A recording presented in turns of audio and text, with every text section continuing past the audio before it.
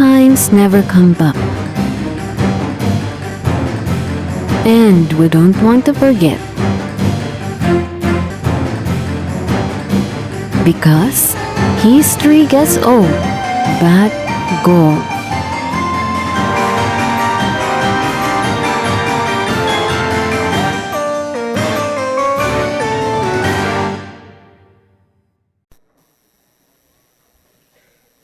Starting on Sunday, no, this week, lahat ng mga delegates ng balikatan na gusto nyong sumali sa choir, no, para ma-expose kayo sa lalong-lalo yung mga taga ibang simbahan, no, you can join.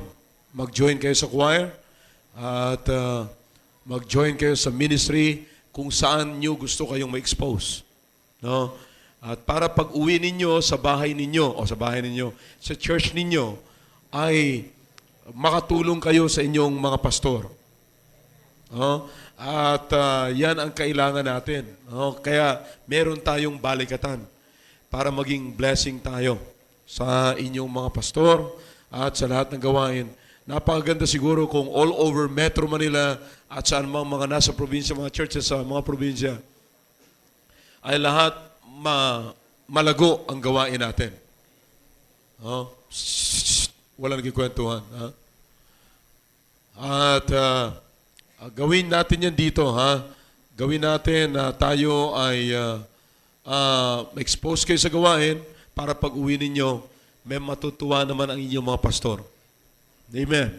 So anybody na gusto yung mag-join sa choir, magpa-audition kayo. No? Or sabihin nyo lang kay Brother Roland sa Group 1, kay John Hill sa Group 2, kung saan nyo gusto mag-join. And then, or magpa-interview muna kayo para malaman nila kung saan kayo ilalagay. Baka ilalagay kayo sa junior church. Nauunawaan natin yan na posibleng ikaw maging dahilan ng pagkasira ng choir. Pero yung mga miyembro rito nauunawaan na for balikatan sake lang ito. No? Naunawaan natin yan. Kaya dito naunawaan namin na pwedeng habang nasa balikatan period tayo, ay may sintonado sa choir sapagkat sumali yung delegate ng balikatan. Alright. So ang mahalaga ho nito ay ma-expose po kayo. Alright. Kaya mula ngayon, this week, hanggang sa matapos ang balikatan, ay pwede kayo mag-join. Okay? All right. Shall we all stand, please, and turn your Bibles in the book of 2 Thessalonians. 2 Thessalonians.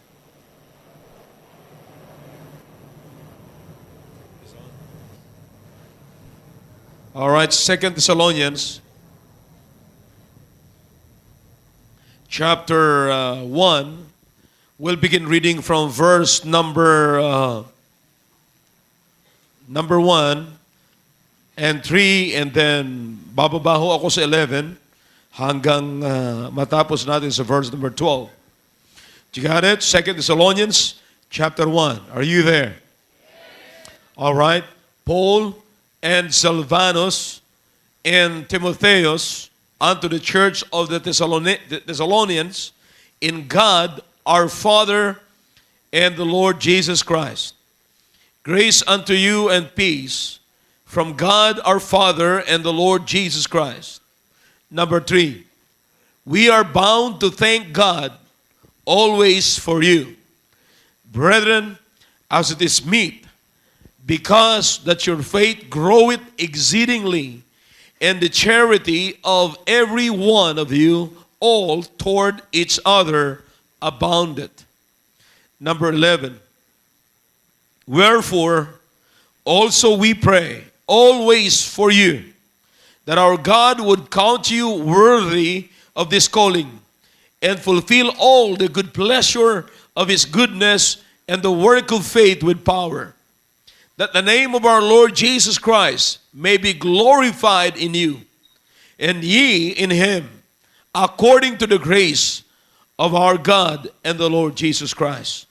Tayo po'y sandaling manalangin. Dakilang Diyos, pagpalain niyo po ang mga talatang ito na binasa po namin, Nawa po'y maunawaan ng bawat isa na kami po, ang bawat isa, we are bound to thank God for others. Salamat po na meron pong magandang halimbawa si Apostol Pablo.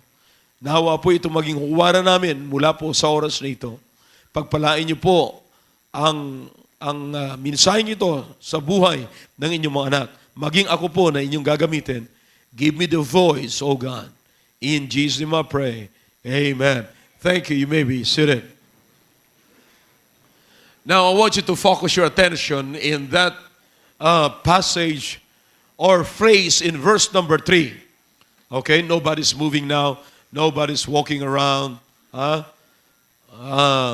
Kayo mga delegates, dapat matuto kayo, maayos ang upo ninyo, naka-attention kayo, sanayin ninyo na kayo ay nakikinig ng salita ng Diyos. Habang nasa training kayo, you take advantage of it. Take advantage of what you can learn. Kasi hindi sa lahat ng oras may magtsatsaga sa inyo na magtuturo sa inyo. Sabi ko nga sa inyo, ang daming gustong magkaroon ng ganito pero ayaw nilang magpalabas ng pera at mag-aksaya ng time, ayaw mapagod. Kaya wala ko silang pagtsatsaga sa pagtuturo. Kaya salamat sa Panginoon na meron tayong ganito rito. And that is the very essence of this message tonight. Now, in verse number 3, are you ready? Now, in verse number 3 of chapter 1 of the book of Thessalonians, here is the Apostle Paul. Ang sabi niya sa verse number 3, and sabi niya, ang binanggit sa verse number 1 is Paul, Silvanus, and Timotheus. And then, they have a message for the Thessalonians. And the very message is this: we are bound to thank God always. That's the message. Okay? We are bound to thank God for always. Sabi niya, you see, Paul, Silvanus, and Timotheus are bound to thank God always. Now, for whatever reason, ay inilagay po dito ni Apostol Pablo. Now, naniniwala po ako na ang bawat isa sa atin dito, ako mula po sa akin, I am bound, masasabi ko po ngayon, na I am bound to thank God for you. I'm always bound to thank God for others. Now, do you understand? The Apostle Paul, ang sinasabi po dito ni Apostle Pablo, to thank God is a responsibility. To thank God for others. Now, nilagay ni Apostol Pablo ang bawat isa sa duty, mga kapatid. Na it is the Apostle Paul's duty, it is Silvanus' duty, it is Timotheus' duty to thank God always for others. Alam niyo po, ito ho ang nakakaligtaan ng maraming mga tao ngayon, Christians ngayon, maging mga Kristiyano po ngayon, ito po ang ating nakakaligtaan.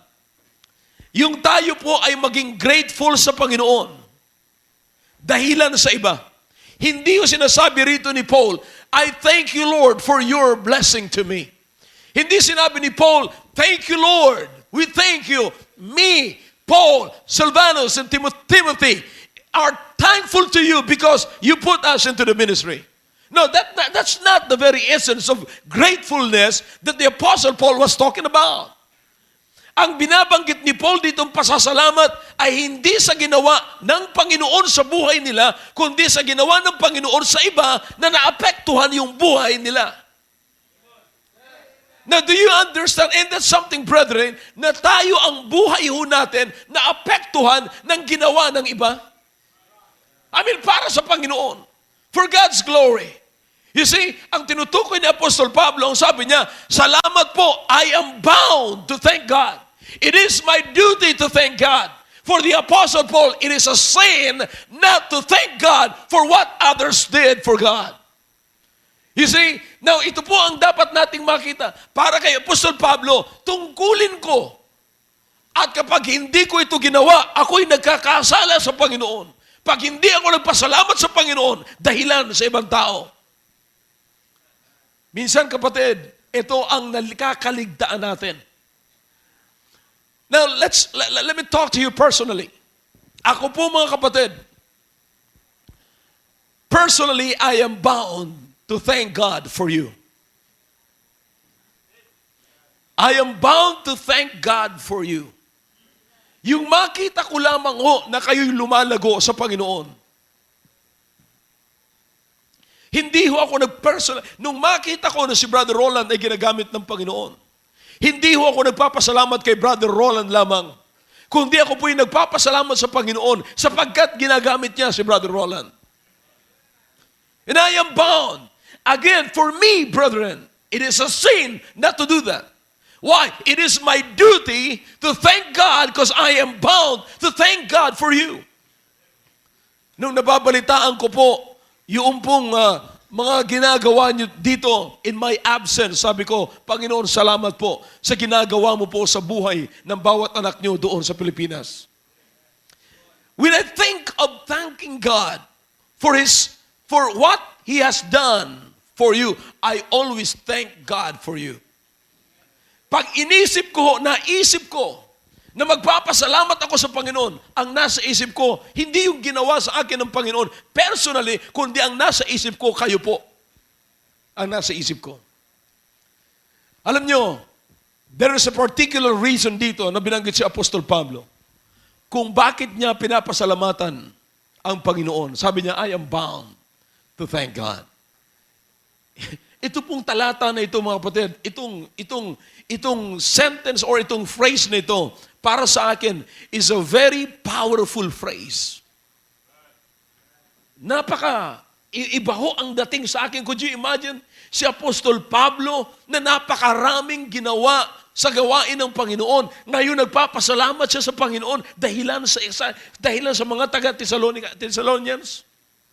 I mean, yung mga ginagawa ng Thessalonians, brethren, ay ipinupush, nagbigay kay Apostol Pablo ng tungkulin sa Diyos.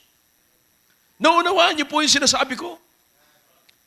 Nagbigay ng tungkulin, naglagay ng burden sa balikat ni Paul para si Paul ay magkaroon, mabound po siya, magkaroon siya ng tungkulin na magpasalamat sa Panginoon. Look, tignan na po natin yung mga particular na bagay kung bakit naisip ni Paul na sabi niya, I am bound to thank God always for you. Verse number 3, as it is meet, because that your faith, what? Groweth exceedingly, and the charity of every one of you all toward each other aboundeth. Ano yung una, mga kapatid? Naglumalago. Sabi niya, groweth exceedingly. Lumalago. Kapatid, sabi ko nga nung nakikita ko na bawat isa ay ginagamit ng Panginoon. Kanina nga nagbibiro ako. Ito lang yata ang uwi ko na lahat ng mga full-time ay nangayayat. Yung mga dati kong alis dito, lahat ng mga full-time tumataba Pero ngayon, maging si Dexter, mukhang nangayayat No? Sabi ko nga, pambihira, mukha talagang maganda pala. Paminsan-minsan, alisan itong mga ito Pero, kinukonsider ko naman yung sinasabi niyo, huwag na umalis. But listen, nung nakikita ko po na lumalago at, nakakapagdala ng kaluluwa, natutuwa ako na nag-i-invest kayo sa iba. Nag-i-invest kayo sa iba. Nauunawaan niyo ba, mga kapatid, na kayo at tayo as a church, meron tayong katangian na hindi natin makikita sa ibang church. And every time na nakikita ko yan, sabi ko, wow, kung gaano niyo kamahal ang tao. Na kahit ayaw na nung taong pumunta sa simbahan, katulad ng tanong nga kanina, pinipersa mo pa rin pumunta sa simbahan sapagkat gusto mo siyang matuto at kung alam niya lang kung gaano kasarap ang maglingkod sa Panginoon. Pinipilit nating ipaunawa sa kanila yung mga bagay na hindi nila unawaan sapat alam natin na pagka sila'y naglingkod sa Panginoon, yun ang solusyon ng kalungkutan nila sa buhay. Pinipilit, that's why dinadrag natin sila sa gawain ng Panginoon. Nung nakikita ko po yan, sabi ko, Panginoon, salamat po na ibinigay niyo po at pinahintulutan niyo ako na magpastor sa simbahan na katulad nito. Brethren, honestly, kanina I'm trying to control my emotion. Nung pagtayo ko rito kaninang umaga, tinitignan ko pa lamang na dumarating kayo. Sabi ko, oh, what a church. What a church. Tinitignan ko pa lamang yung mga tao na dati ko nakikita ko pa uli. Nung nakikita ko naglalakad, siya. Boy, halos pinipilit kong kontrolin. Sabi ko, Panginoon, hindi ako iyak. But I know I miss you so much. God knows kung gaano kong gustong bumalik. Sabi ko nga kung Baguio lang ito talaga, tatakbuhin ko na ng sasakyan to Pero alam niyo mga kapatid, it's because I always think of thanking God. At pag naisip ko magpasalamat sa Diyos, ang nasa isip ko kayo. Ang nasa isip ko yung tao ng Christian Bible Baptist Church na mayroong pagmamalasakit sa kaluluwa. You think about that, brethren. Have you ever considered na nandito sa simbahang ito, dito kayo natuto, at sapagkat natuto kayo, nai-enjoy nyo natuto na kayo na mag-enjoy, matuwa sa gitna ng problema? Nung bang araw na kapag ka lumalakad ka sa tinikan, parang pailag-ilag, pero alam nyo ngayon, napakalaking bagay na natuto ka ng lumakad kung paano lumakad sa tinikan na may enjoy mo na yung tinik.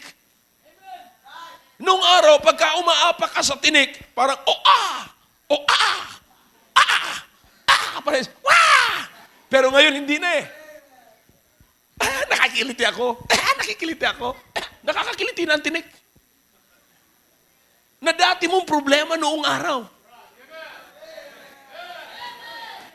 And there's something, brethren, hindi ho lahat ng tao ay nakakatawa pagdating ng problema, but bless God, you're here, your faith grow it exceedingly. Noon, magkaroon ka lamang ng problema sa asawa mo, gusto mo ng banatan, gusto mo ng mamatay. Kaya ang isip ng iba, pag nagkaroon ng problema, tapusin ang lahat. At hindi isolve yung problema. Bless God, you learn how to do it and how to overcome it. And because of that, because your faith grow it exceedingly, ako bilang pastor ninyo mga kapatid, I am bound. You put me into duty. It is my duty this time to thank God. For me, it is a sin not to thank God for these people right here. Sa akin ho ngayon, pag hindi ko ho nagawang magpasalamat sa Panginoon, sa nakikita kong nangyayari at ginagawa ninyo sa gawain ng Panginoon, kasalanan ho sa akin. Bakit? Hindi ho sa lahat ng simbahan nangyayari ito Yung makita ko na kayo busy dyan, nung makita ko na kayo nagbababa ng mga tao, hinahakot natin dito, bagamat ho, matindi ho ang perang pinapakawalan natin every Sunday. Pero the fact na nadala niyo po dito ang tao, nadala ninyo ang kaibigan ninyo rito, nagmamalasakit kayo sa kapwa niyo tao, brother, that is unbelievable, but bless God, it's happening! It's happening. And every time na nakikita ko po ng ganyan, sabi ko, Lord, I can't wait. Hindi na ako magpapaghintay. Magpapasalamat na ako. I am bound to thank you for you. The fact, ngayon sabi ko sa inyo, it's balikatan.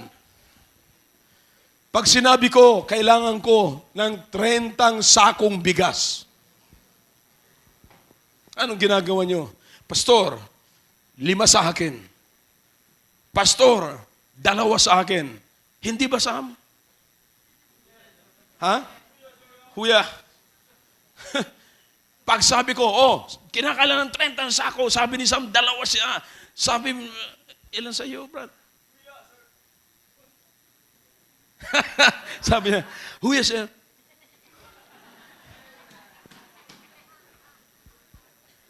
Pag sabi ko, kailangan kong 30 sakong bigas, 5 na lang ang kulang. Sabi ni Odette, Pastor, ayos na yan.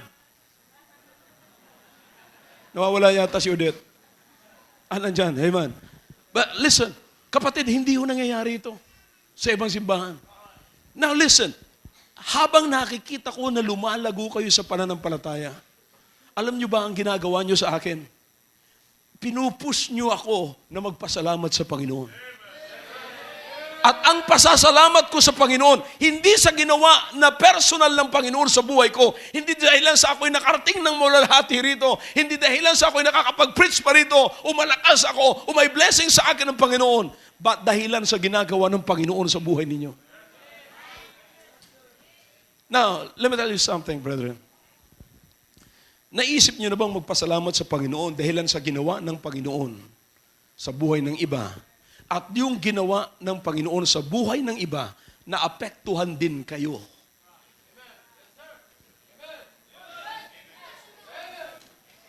Alam niyo kapatid, nakikita ko lamang na yung iba sa NGO dyan, nagra-rush. After the service, nakikita ko si Brother Roy nakaupo sa labas. Tapos after the service, nakikita ko nag-iipon siya ng mga upuan. Kapatid, alam niyo ba na hindi nangyayari yan sa ibang simbahan? Nakakita na kayo ng kernel na nag-iipon ng upuan dyan, na inupuan ninyo?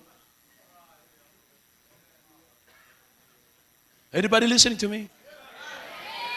At sabi ko, Brad, nag-iipon ka ng upuan dyan, pero inuutusan mo naman ako magpapasalamat sa Panginoon. Each of you, nakita ko, kanina lamang ho, meron tayong emergency kanina. Gumagawa ang diablo.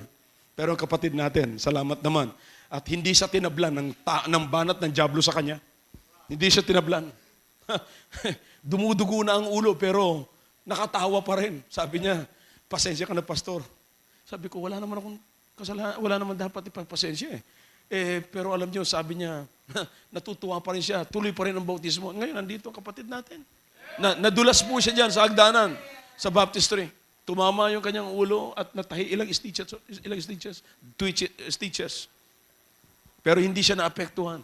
Pero nakikita ko ho, yung mga kapatiran, sama-sama, na handa ni Dexter yung kanyang sasakyan, na si Eugene kasunod niya, at kasama si Christy, punta sila doon sa army. Pagbalik, nakangiti na. Nakangiting umalis, nakangiting bumabalik. Pambihira kapatid ko sa iba yan, sasabihin na, ano ba naman ito? Simbahan na ito, hindi na ako. Something's going on. The Spirit of God is here, amen? The Spirit of God is working. Now, because of this, because your faith groweth, I am bound to God, to thank God always. Kapatid, kung iisipin lamang natin, huwag yung ginagawa ng Panginoon sa buhay natin. Kasi ang iniisip natin, ano ba naman itong buhay na ito? Wala man lang blessing. Pero naisip mo na ba na mayroong isang taong pinagpala na nilapitan ka? Come on. Yun na lang kapatid na may kasama ka. Yun na lang kapatid na may kasama ako mga kalalakihan dito. Boy, nung nakita ko po kayo, nung dumating kami ni Sister Lerma nung gabi, pagdating ko dyan, nakahilera yung mga kababaihan at kalalakihan sa kalsada, tapos merong banner na nakalagay, "Welcome home, Pastor Hill and Sister Lerma." Boy, that breaks my heart. And you know what? Mangyayari ba yan mga kapatid kung hindi kayo lumago sa pananampalataya? And brethren, hindi ho yan direktang blessing sa akin ng Panginoon. Nagdeal ang Panginoon sa buhay nyo. Pinalago kayo ng Panginoon. Binigyan kayo ng magandang pag-iisip ng Panginoon. Binigyan kayo ng magandang puso ng Panginoon. And now, you are expressing what is in your heart. And I am affected. Now, I am bound to thank God for you. Minsan ang hinahanap natin, kapatid, yung personal na blessing ng Panginoon. Listen. Sigurado nyo kaya na kung sa inyo ibibigay ng Panginoon yung magandang puso o yung pagpapala, ipapasa nyo sa iba? Ako mas gugustuhin ko pa, sabi ko nga hindi ako nananalangin na, Panginoon, pagyamanin niyo po ako. No. Panginoon, pagyamanin niyo po ang mga taong ito. Bakit? Kung ako lang ang pagyayamanin ng Panginoon dito, mag-isa lang ako. Mauubos, madaling maubos. Bakit? Ang dami nyo, ibibigay ko eh. Pero kung kayong lahat ay mayaman, mas mayaman ako. Bakit? Madami kayong magbibigay sa akin. Sana ganun. Sana pagyamanin kayo ng Panginoon. Hindi yun posible. Ha? Hindi yun posible. I'm simply saying, brethren, it's this. Nagpasalamat na ba kayo sa Panginoon? Para sa iba? Or, mas madali tayong naiinggit kaysa magpasalamat?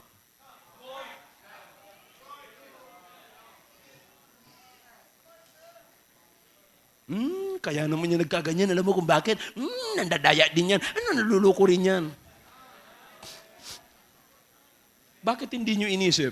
Panginoon, salamat. Salamat. Dahilan sa Kanya. Pinagpala mo siya. And you know what? Another particular point na nandito po na pinapasalamatan ni Paul is what? That your love abounded, each of you abounded. Your love abounded to each other. Yung pagmamahal ng Panginoon na ibinigay sa puso nyo, nilagay sa puso nyo, nag-a-abound sa bawat isa. Kaya sabi ni Paul, nung nakita ni Paul,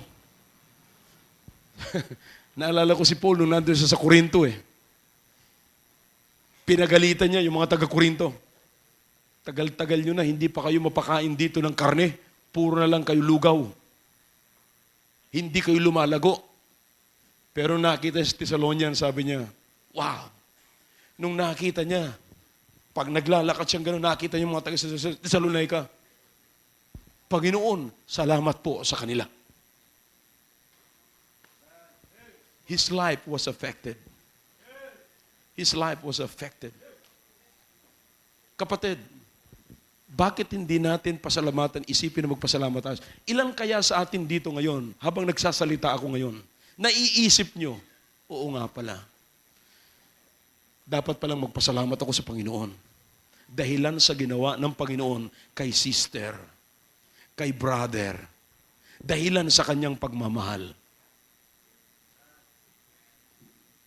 Nung nakita mo lamang na yung mag-asawa ay nagmamahalan, dapat ka na magpasalamat sa Panginoon. Na yung magkapatiran ay nagmamahalan, dapat ka na magpasalamat sa Panginoon. Hindi nung si Apostol Pablo napunta sa Korinto, sabi niya sa mga taga-Korinto, ba't kayo nagbabangayan? Huwag kayong magkagatan, baka kayo magkaubusan. Ha? Nangyari na ba na ikaw ay nagpasalamat sapagkat nakikita mo yung pagmamahal ng bawat isa ay sumasagana? What I'm trying to point out, brethren, and what I'm trying to put in your mind is this. Don't just say, thank you, Lord, for your blessing toward me. But thank you, Lord, because you blessed others. You're doing something to others. And you know what? Kaya ang sabi niya, sa verse number 11, Wherefore also we pray always for you, that our God would count you worthy of this calling. Wherefore also we pray always for you. Nung una, nilagay nila si Apostol Pablo sa duty, tungkulin ni Apostol Pablo. In response sa kanilang ginawa kay Apostol Pablo, nang sabi ni Paul, I am bound to thank God always for you. This time naman, because of this, ako naman ngayon ang nananalangin para manatili kayo sa inyong ginagawa. Nilagay naman nila, ang ganti naman ni Apostol Pablo ay manatili kayo sa ginagawa ninyo. Sige, hindi ako magsasawang magpasalamat sa Panginoon. Huwag naman kayong magsawa na utusan ako na magpasalamat sa Panginoon sa pamamagitan ng inyong magagandang ginagawa sa Panginoon. Hindi ba napakagandang palitan ito, mga kapatid? And honestly, ang makikita po natin dito, pagka kayo nagpapasalamat lagi sa Panginoon para sa iba, natututo rin kayong manalangin para sa iba. Look at this. Wherefore we pray. Alright? Dahilan sa ginawa ni Brother Roland, dahilan sa ginawa ng Panginoon, sa ginagawa ni Brother Roland para sa Panginoon. Para niya rin akong inutusang magpasalamat sa Panginoon dahilan sa kanyang ginagawa. But listen, ang ginawa ko naman ngayon, nananalangin naman ako para kay Brother Roland na manatili siya na gumagawa para sa Panginoon. He put me into duty na magpasalamat sa Panginoon. Ngayon naman, nilalagay ko naman siya sa duty na walang katapusan na magtrabaho para sa gawain ng Panginoon. Kapatid, think about this. Nakakita ba kayo ng mga Kristiyano na lumalago sa gawain? Alright? Nung nakita ninyo, anong attitude ninyo sa Kristiyano na yan? Okay? Pangalawa, nakakita na ba kayo ng mga kapatiran na nagmamahalan? Nung nakakita kayo ng kapatiran na nagmamahalan, ano ang inyong naging attitude toward sa kanila? Did you pray for them na sana wag nang matapos ang kanilang pagmamahalan sa isa't isa? Na magpatuloy ang kanilang pagmamahalan sa isa't isa. You see? I mean, think about this. Meron bang lumapit na sa inyo na, or meron ka na bang nilapitan na isang kapatiran na sinabihan mo, kapatid, ako'y lubos ang aking pasasalamat sa Panginoon sa nakikita kong buhay mo ngayon sa Panginoon. Meron ka na bang kapatiran na nilapitan na ganyan? O nakakita kayo na Kristiyano na gumagawa sa Panginoon, sinabihin nyo, oy, mag-ayos-ayos ka ha, huwag kang sip-sip.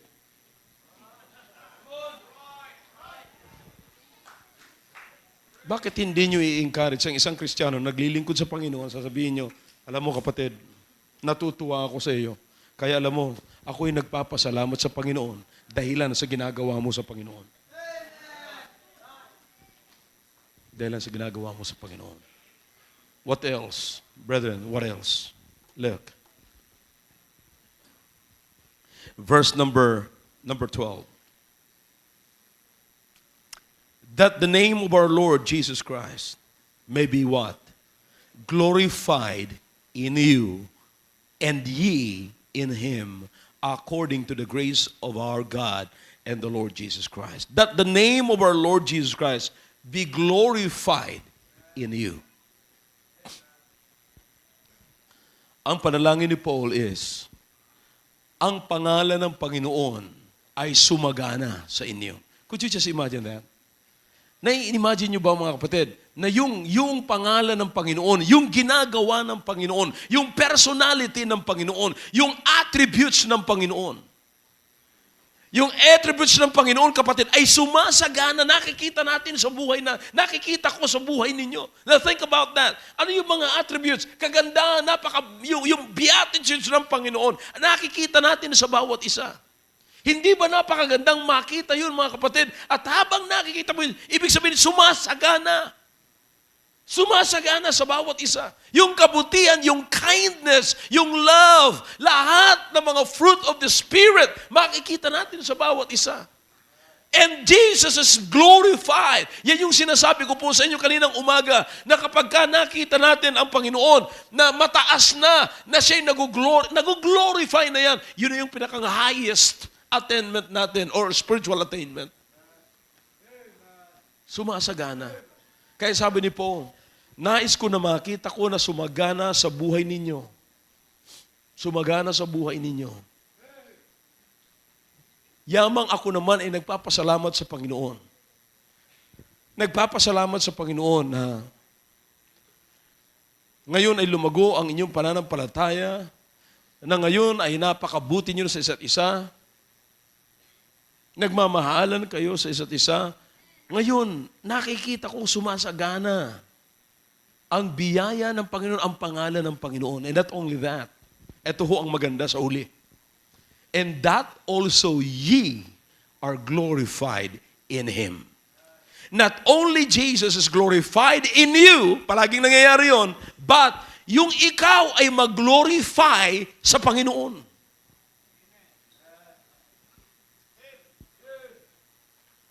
Naunawaan niyo po yun? Sa ibang pananalita, sa colloquial kapatid na pananalita, umaapaw ang Panginoon sa iyo, pero ang Panginoon din ay umaapaw din sa iyo. Nakuha niyo yun mga kapatid. Ang Panginoon ay makikita mo na tuwang-tuwa ang Panginoon. Hindi lamang ikaw ang natutuwa sa Panginoon, pero ang Panginoon ay natutuwa rin sa iyo. You think about that. Alam niyo, every time na nakita po ako ng mga tao, kapatid na naglilingkod sa Panginoon at patuloy naglilingkod sa Panginoon, sabi ko, nai-imagine ko kung gaano ho kasaya ng Panginoon habang naglilingkod ka sa Panginoon. Naiisip ko kung gaano kasaya ng Panginoon na ikaw ay naglilingkod sa Panginoon. Psst, makinig kayo.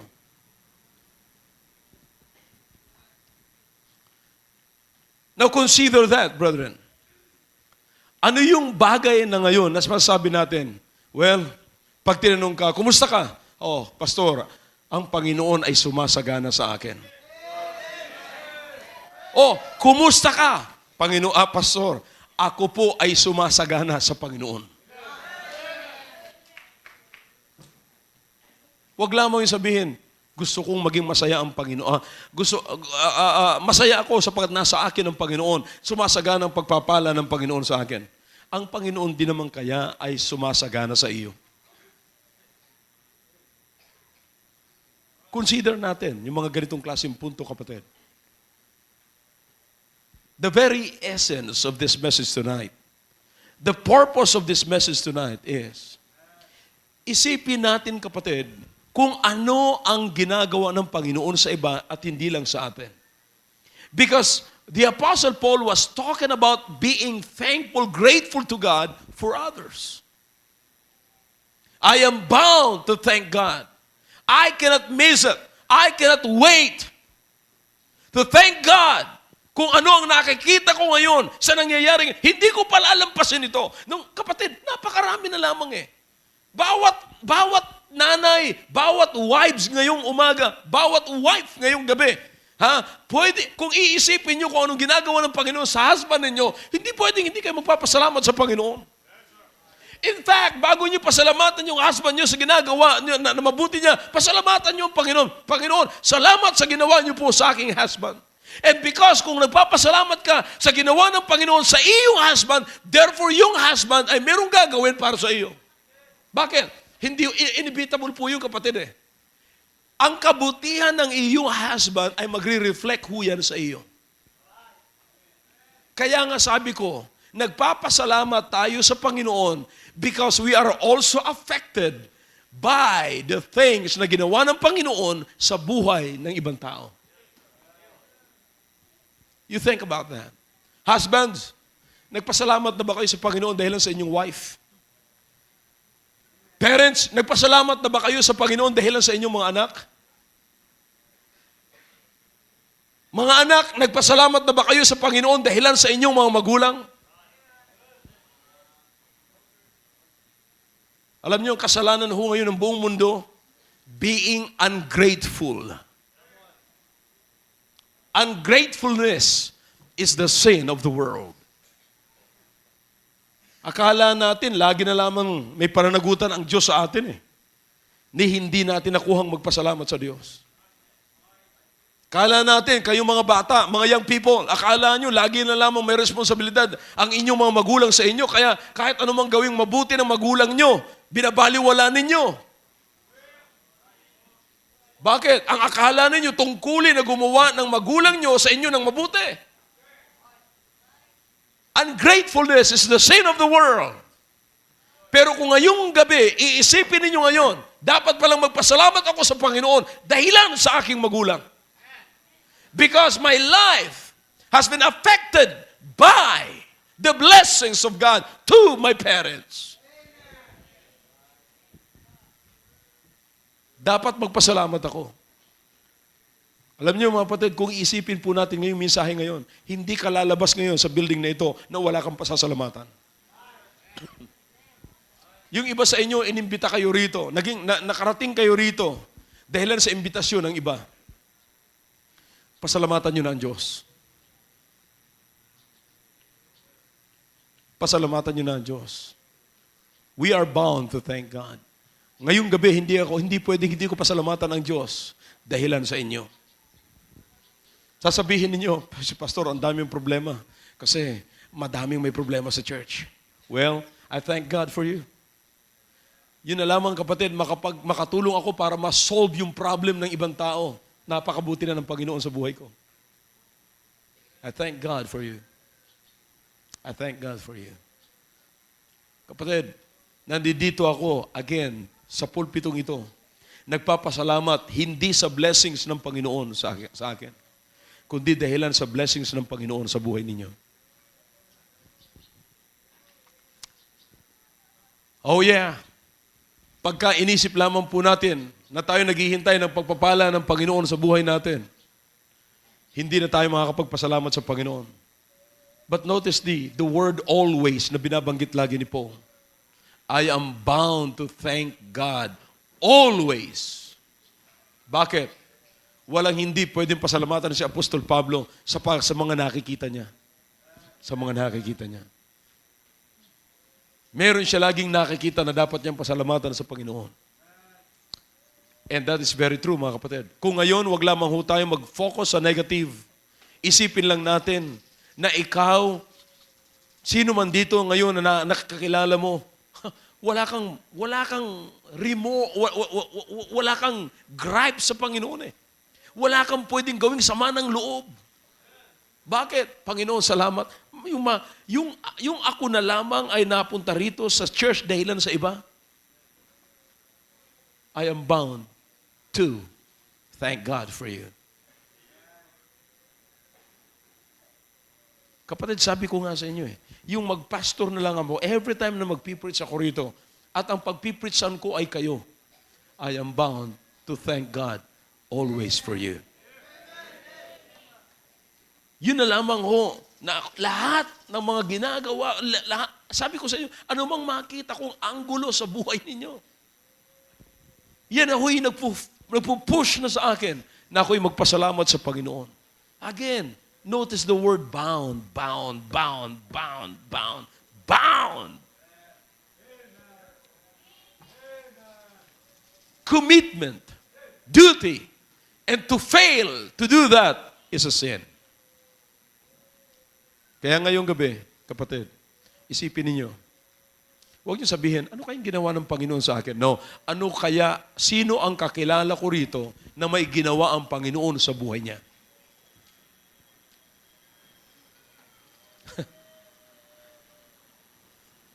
Kani-kanina lamang ho, marami akong mga kausap. At sabi ko, napakabuti ng Panginoon. Dakila ang Panginoon. Kaninang umaga, bago ako pumakyat sa pulpito, kausap ko ho si Mrs. McLaughlin, yung nanay ni Greg. May request sa akin na ipanalangin. Sabi niya, you pray for Gary. Sabi ko, bakit? Na-aksidente siya, ganito, at 50-50 ang chance na mabuhay siya. So we prayed. Kanina ho, sinasabi sa akin, nakalabas na ng hospital at planong dalawin sila from malayong state, pupunta ng Missouri para magpasalamat lang sa mga nanalangin para sa kanya. Sabi ko, because of that, I am bound to thank God for you. Naalala ko si Sister Linda. Palagi na lamang siya nagbabalita sa akin kung ano mga nangyayari tungkol kay Brother Edgar. Sabi ko, God is great. Thank you, Lord. Thank you, Lord. I am bound to thank God always for you. Ano man ang nangyayari sa buhay niyo na nalalaman ko na may ginawa ang Panginoon, I am bound to thank God for you. Alam niyo mga kapatid, kung ang bawat isa sa atin ay magkakaroon ng ganitong klaseng attitude na ginawa ni Paul, sasabihin niyo lagi, hindi pwedeng lumipas ang araw na ito na hindi ako magpapasalamat sa Panginoon dahilan sa ginagawa ng Panginoon sa buhay ng iba. Alam niyo mga kapatid, matututo kang mapanalanginin, ma-unload ang bitterness sa iyong puso. Because you are bound to thank God for others. I hope I'm clear tonight. Shall we all stand, please? Father, we thank you for your message. Alam ko po, Panginoon, alam ko po na alam ninyo ang intention ng pagdala ko ng mensaheng ito. Actually, this is your message. This is not my message. Oh God, help us to be grateful.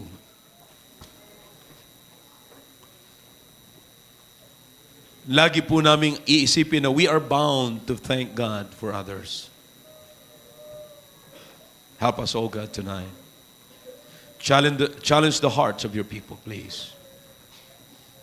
Hindi po namin palalampasin ang gabing ito na hindi po kami magpapasalamat sa inyo dahilan sa buhay ng iba at ginagawa ninyo sa buhay ng iba na naapektuhan po kami. Thank you, Lord. Thank you. Your heads are bowed, your eyes are closed. Kinakausap ka ng Panginoon sa gabing ito sa pamagitan ng mensaheng niya. Bakit hindi tayo lumuhod? Kausapin natin ang Panginoon. Saan man kayo naroroon, wala na tayong lugar dito sa harapan. Kausapin mo ang Panginoon. Thank God. Thank God. Thank God for others. Thank God for my husband. Thank God for my wife. Thank God for my kids. Thank God for others. I am bound to thank God for you always.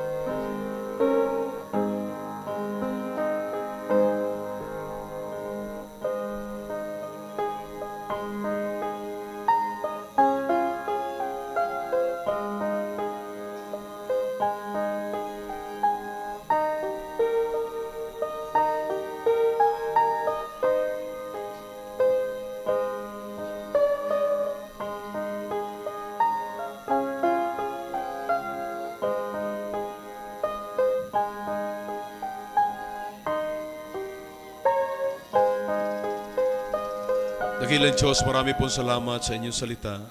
Salamat po sa inyong mga anak. Tignan niyo po ngayon, Panginoon, nakaluhod sa inyong harapan.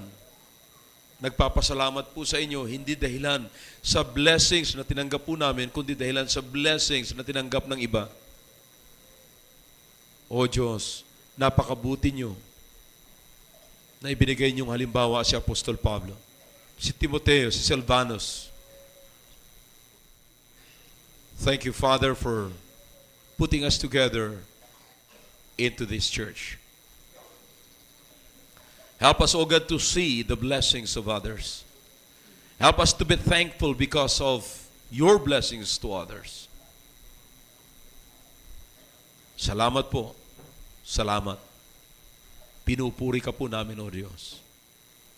Tunay na kayo matapat sa kabila ng mga pagkakamali, pagkukulang po namin.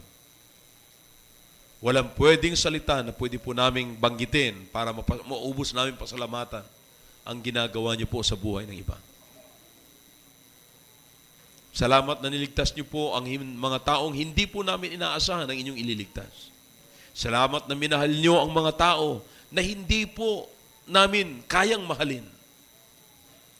Salamat, Panginoon, na iniligtas niyo po kami sa kabila po ng aming pagkakamali, pagkakasala na karapat dapat lamang po namin pagbayaran sa impyerno. Pero salamat na patuloy kayo nagliligtas ng mga tao na sana ay patungo sa impyerno. Pero ngayon, binigyan mo ng pag-asa ng langit at tinandaan niyo pa ho ng mansion sa langit. Salamat po at patuloy ka po namin pinupuri. Sinasamba, tinataas ang inyong pangalan. Ito po ang aming samot dalangin sa pangalan po ni Jesus. Amen. Amen. Thank you. Back to your seats, please.